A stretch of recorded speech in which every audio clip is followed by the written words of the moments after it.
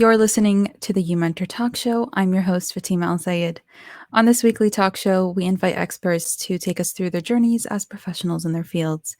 Remember, if you have any questions for our panelists, you can always leave them in the live comments and we'll get to them during the show. Or you can also ask on the Emoji app, our Inspire platform, and directly on YouTube. On today's show, we welcome Fatima Almuhtaram. Fatima is a Toronto-based graphic designer who has been working in the industry for over 6 years. She has worked in-house and remotely for various clients and agencies, designing brand identities and online experiences. In 2019, she made the decision to pursue her own path as a full-time freelancer and has been doing it ever since. So if you're one of those full-time freelancers or thinking of getting into this, then you should tune in and listen to today's show. We'd like to welcome in Fatima. Assalamu alaikum. Alaikum assalam. Thank you for having me. So It's our exciting. pleasure.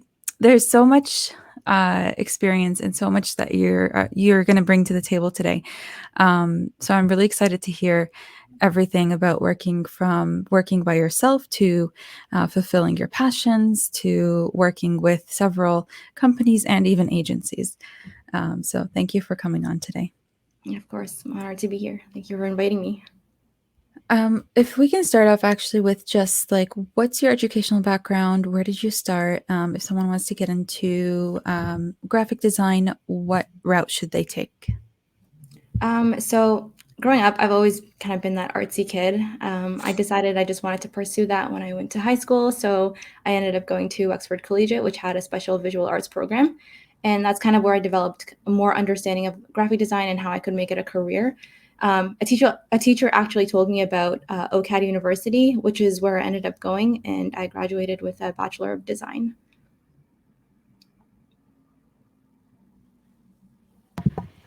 Was there a reason that you specifically chose OCAD U? So they had one of the better design programs, and it was my top choice. A lot of people from Oxford go there, and it was just kind of it. I also applied. I wanted to apply for their illustration program, but I think ultimately I chose graphic design because I knew kind of that was going to give me more career options in the end. So yeah. What do you feel a school like Wexford, which had an arts program, offered you in terms of showing you different career opportunities that had to do with, visual arts? Because that's something that's difficult, right? When someone wants to pursue a career in visual arts or something that has to do with arts, you always get told there's no future, there's no money, you're not going to get a job. So can you expand on that a little? Yeah, so I really liked Wexford because it allowed me to kind of dabble in all different types of art, whether it's like screen printing, painting, sketching, computer graphics. So there was actually one class that specifically like made me want to go into graphic design, and it was like I think it was called information graphics or infographic design. I don't remember exactly, but that class kind of made me use the computer more to actually design graphics. And that's like when I realized like this is what I enjoy doing. So I like that it gave me this kind of wide palette of kind of art that I can experiment with.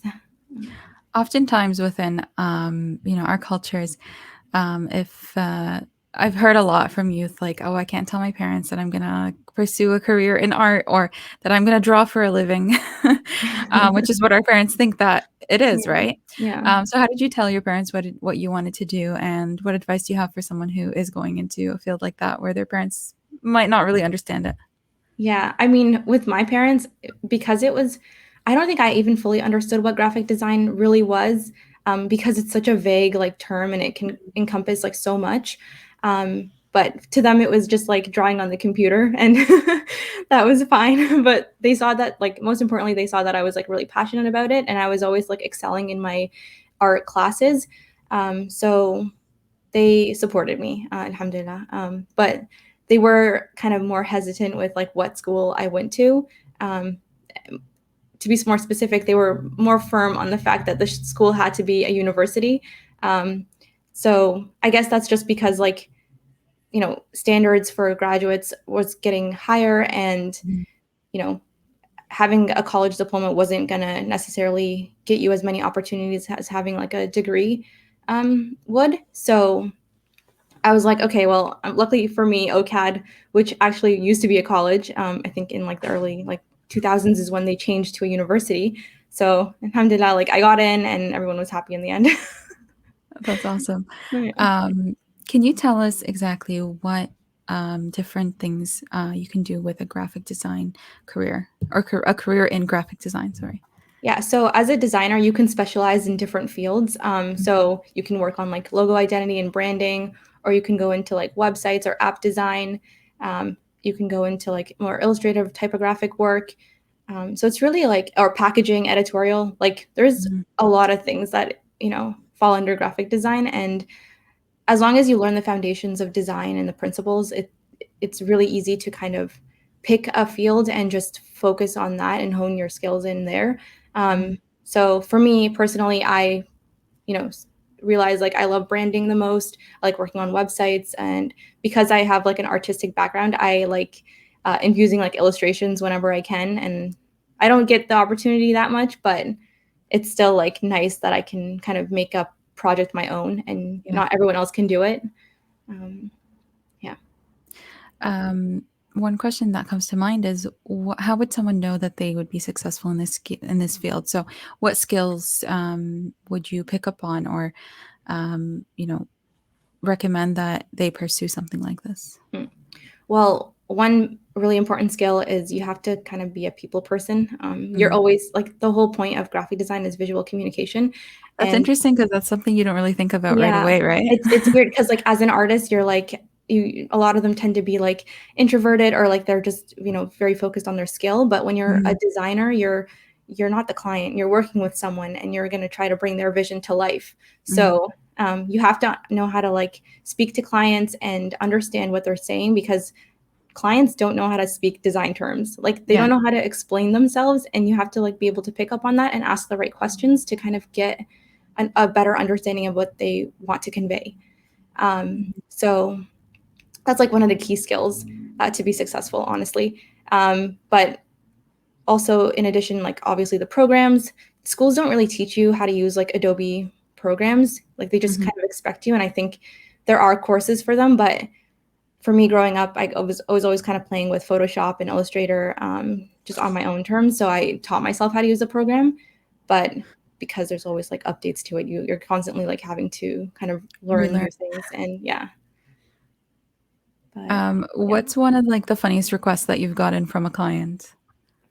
The funniest request, well, it's like those memes. Like they just kind of, they don't understand like like spatial like awareness. Like there's like the logo, which they want it to stand out, for example. Like they want to make it bigger, or they want like something to pop more. It's Mhm. like, but they're taking away from the actual purpose of whatever the graphic is. So it's always like kind of a facepalm moment. It's not like, it's just, I don't know. You just have to explain to them that like this is not the purpose of Yeah. the website. You want to like get someone on there to read like the headline and not be distracted by all these flashy things. Like it's, Mm. design is not about making things pretty, making things pop for no reason. It's like every decision has like critical thinking behind it. It's like, why is this the best color? Why is this kind of the right place for it? Mhm. Does this help? Like, is there hierarchy on the page? Is this, are you guiding the eyes of the reader? Like, there's so many things that you have to kind of consider when you're designing, and clients just don't understand that, and they just focus on like little things out of context, and That don't yeah, really it doesn't make sense. And I'm just like, okay, like, when do you know, like, when to let go and when to just give in um, um, and yeah, when I to like. actually just tell them, "No, this is better for you, trust me." Yeah, I think like I always go in kind of like, you're hiring me because I'm the expert. Like if you just want me to like, I'm not a pixel pusher is like what we call it when someone Mhm. like just does what someone else tells them to do. Okay. It's like anyone can do that. Just anyone that knows a program, you can hire them and they can do it. But you're hiring me because I'm going to think about this strategically. And so just always kind of explain your reasoning. And usually they understand. Most of I haven't had issues where it's like they really, really are dead set on it. Sometimes there's Mhm. like compromising that has to happen, but it's not like a big deal. Yeah. It's like we can work with it. What did you do after you finished, at OCAD? What was your first job? Oh, so after OCAD, I was really lucky because my dad was able to get me a job basically right after I graduated at the company that he actually worked at. Mhm. So even though it wasn't like technically like the best job for me, like it didn't really fit my skill set or what I was looking for, it was still a big learning experience. And it was also like my first full-time job and kind of Mhm. being a designer in the real world. So that's kind of what I did. I did that for 2 years before moving on to my next job. Despite it not being your ideal job or the job that you expected, do you recommend that people who are just graduating take that opportunity and take that job, even if it's not what they think is best for them?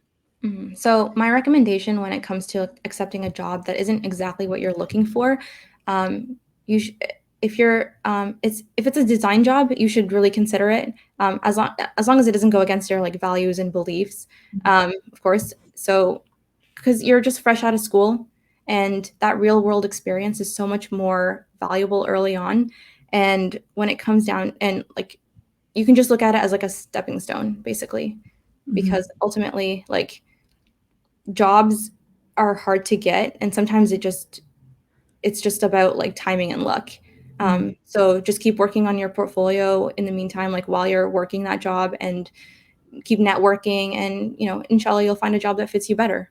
Because yeah, like I said, like this wasn't my first job wasn't the best fit for me in terms of like showcasing my skills and building my portfolio, but I learned so much from it, and it didn't stop me from working on my own things. It actually Mhm. motivated me to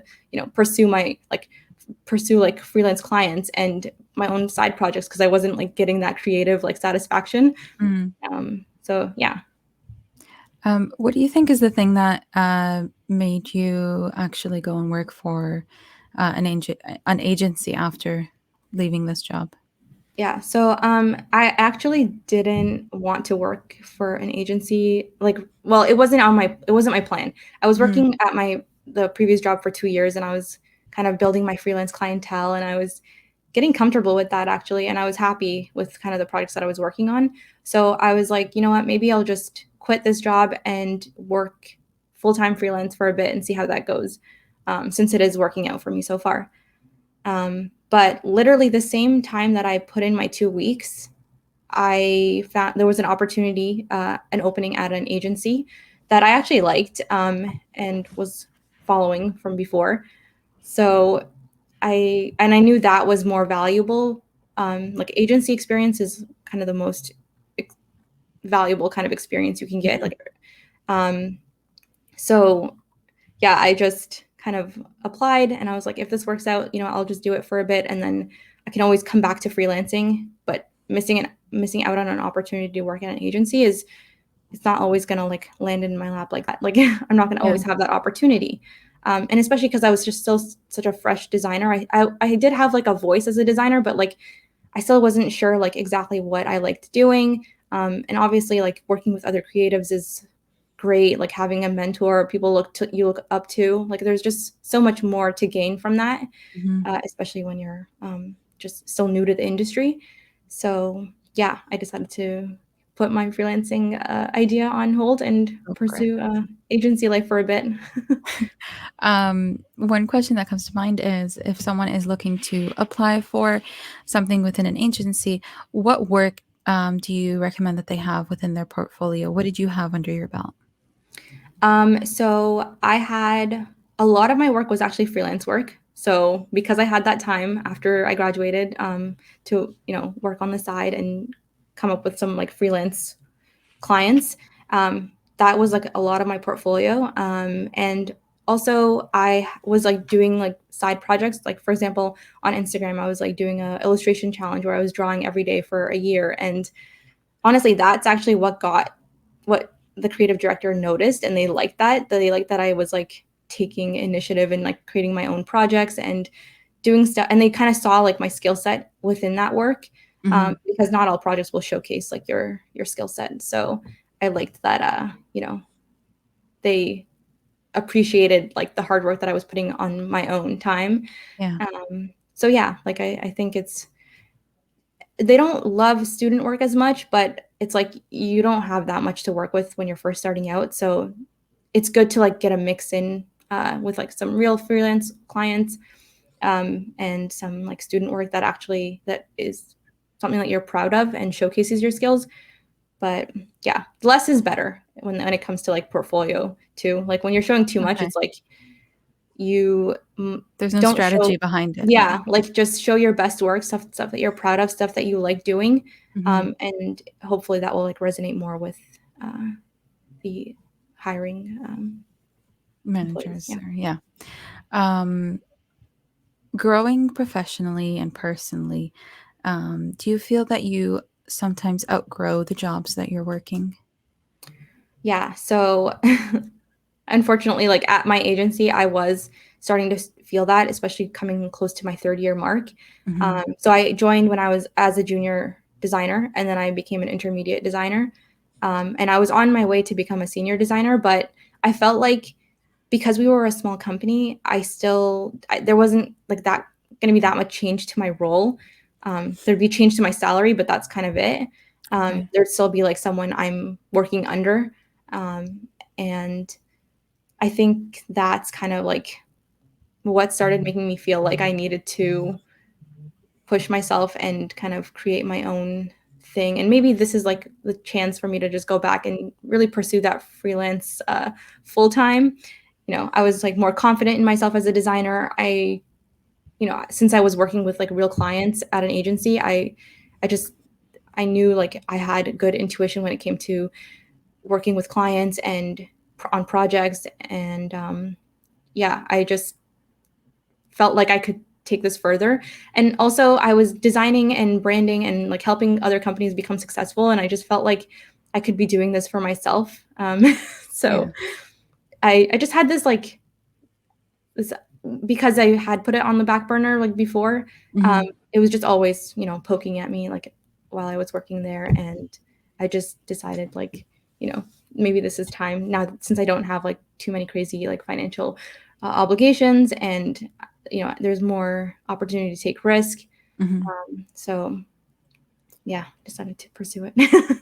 How did you make the decision to actually leave a job after 3 years? I feel like that's something that can be difficult, right? Especially at a smaller agency Oh where you yeah. feel like they rely on you for that work, right?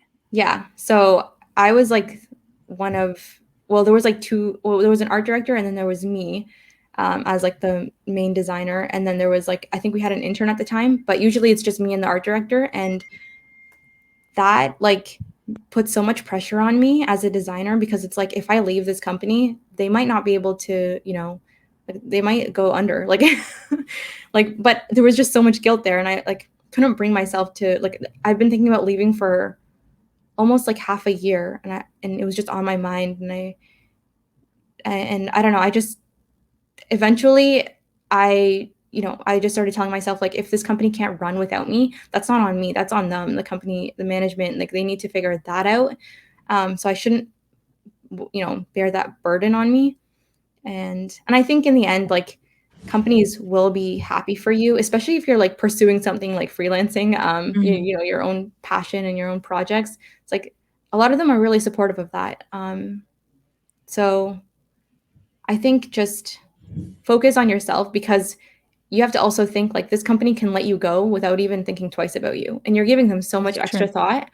Like I've seen that happen to people that I know, where they just like felt bad about wanting to leave, but it's like they just let go like 30 people. Like you Mm, don't matter as much as you think you do. I guess like for a smaller agency, it's a little bit different, but in the long run, like they will let you go. Like yeah. if they have to, you can be replaced. So just have that in the back of your mind. And now your dream came true, which was freelancing, right? The thing that you'd been putting on for on the back burner for the longest time. So, how did you start that? What prompted you to? I mean, you told us a little bit about it, but I really want to hear about the company you actually started and the things that you did as a freelancer as well.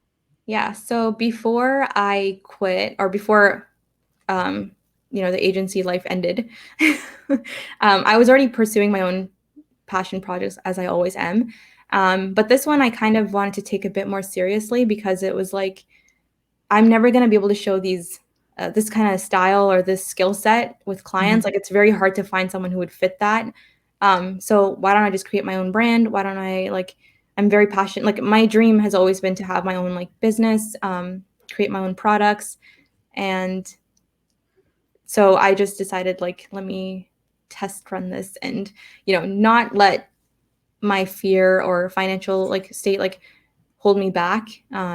So I just decided to go kind of all in on that. So I created, while I was working, I created this stationery brand called OMG Koneko, and it's inspired by like Japanese pop culture, and like cute stuff and like stationery. I just loved like, I think what inspired me was like there was so much stationery that's cute out there, but I wanted something that was like a little bit more sophisticated and like fit more into my lifestyle.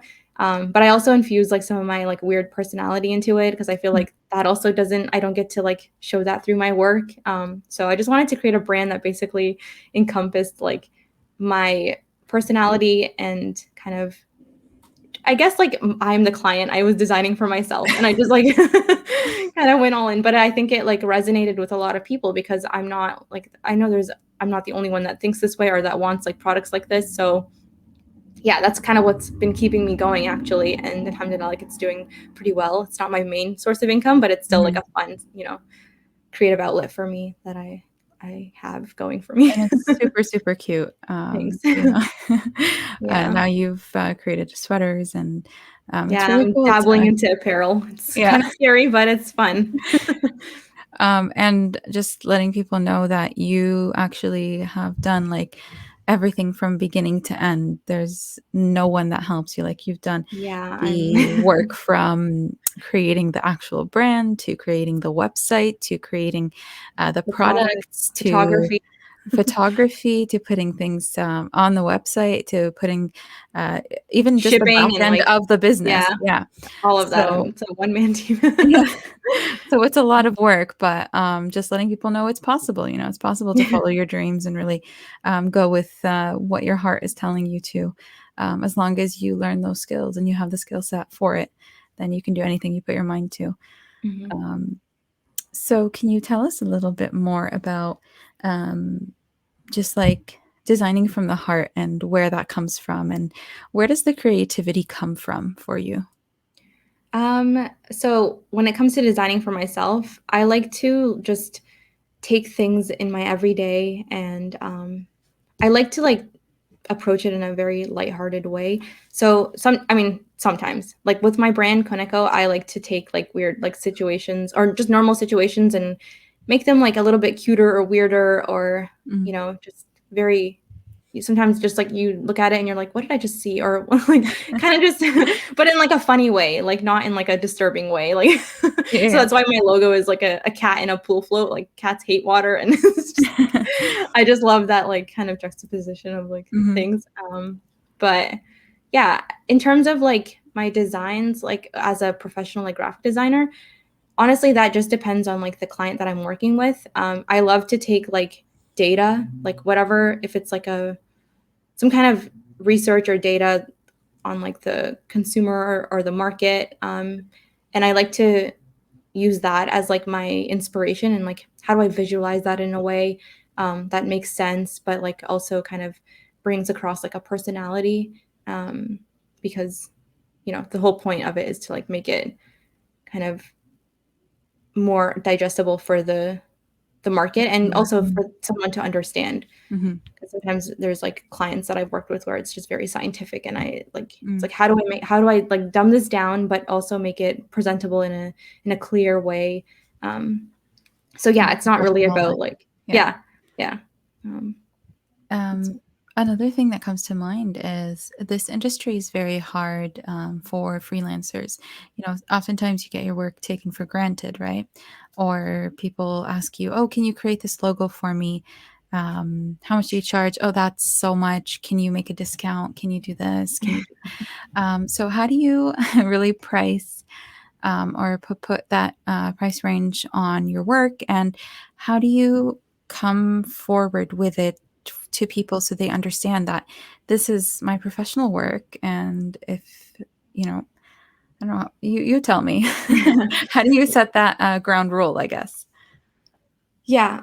So once before I freelanced full time, I did not price properly. I was definitely undercharging, but that's because I was like making a salary at like a real job, and then this was just like kind of secondary income. Mhm. So it didn't matter as much. But I think like what I started realizing as I got busier, is that if I'm selling my time, like Yeah.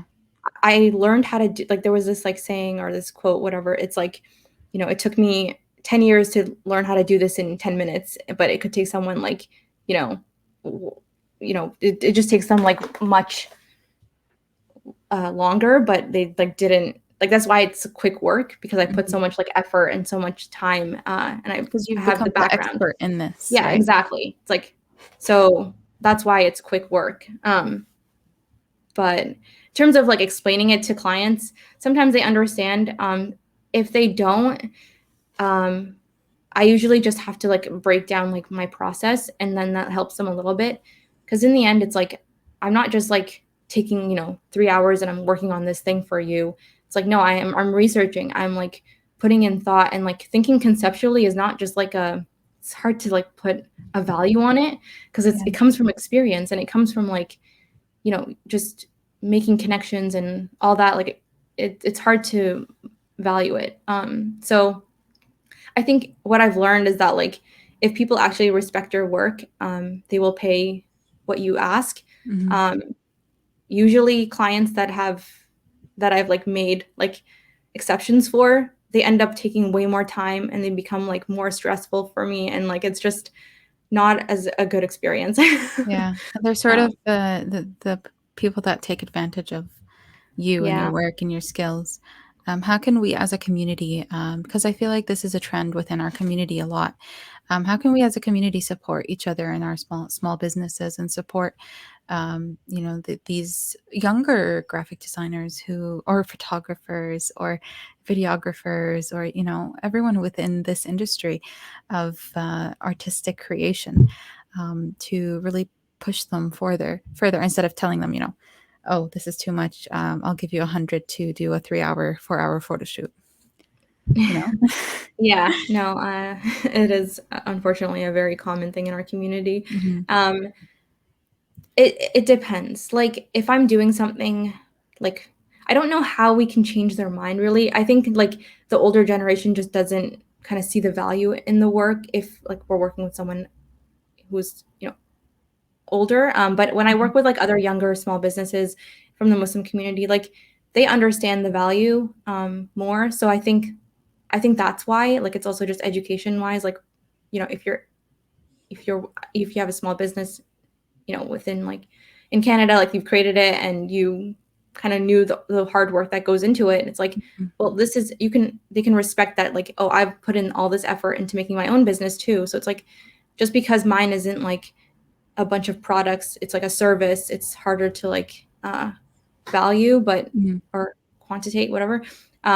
It's doesn't mean it's less valuable than what you're doing. Because I always see that like people will like charge a crazy amount for their products, but then they won't pay like services, like the actual services for like design or photography Yeah. or whatever it is. It's like, no, but that's just as valuable. This is going to help you. Like you have to tell them about the impact that this will make. Like this is going Yeah. to help you make so many more sales because and I'm going to be enjoying my work because I know that you value me. Yeah, It's not exactly. like I'm just doing like something quick for you and I don't care. I'm not going to research your target audience. I'm just going to do what I like and that's it. Yeah. Like, yeah, it's just education, I think. Also just making them understand like the process and what Mhm. goes into the work that we do. It's been like lovely listening to all of your experiences there. We only have about like 40 seconds left of our show, but I really wanted to know what your final piece of advice is for our listeners, either for our youth, or for, someone who's getting into graphic design within your industry. Yeah. So my advice would be, especially for people who are looking to enter the creative field, because I think we definitely need more than that. Mhm. Like I'm always getting asked if I know other designers, because I get so busy and I can't take on like certain clients, and it sucks that I don't have like this like network that I can reach out to within the community. But I think more people should pursue side projects. And not only does it help you find what you're looking for or what you like to work on, but it allows you to showcase your skill set, and it will create more opportunities for you to get noticed. So there's no harm in it, and it just helps you grow. Yeah. Honestly, like that's one of the biggest things that helped me be successful is side projects. Thank you so much for all of your advice and for your invaluable experiences, for sharing it with us and giving us, the ins and outs of graphic design, of the industry, of different jobs that you can go into, the value of working for an agency and doing your own freelance work. It was a pleasure speaking with you. Yeah, likewise. Thank you so much. You were just listening to the uMentor Talk Show. If you missed this or future shows, you can always hear the replay on the uMentor website under prior talk shows. And you can also listen to our show on SoundCloud, iTunes, and Spotify. Make sure to tune in next week is the emoji games. So make sure to tune in the week after. But we will also have a live stream running of the emoji games. So make sure to tune into those. Emoji Outreach Foundation, uniting and empowering the Shia community.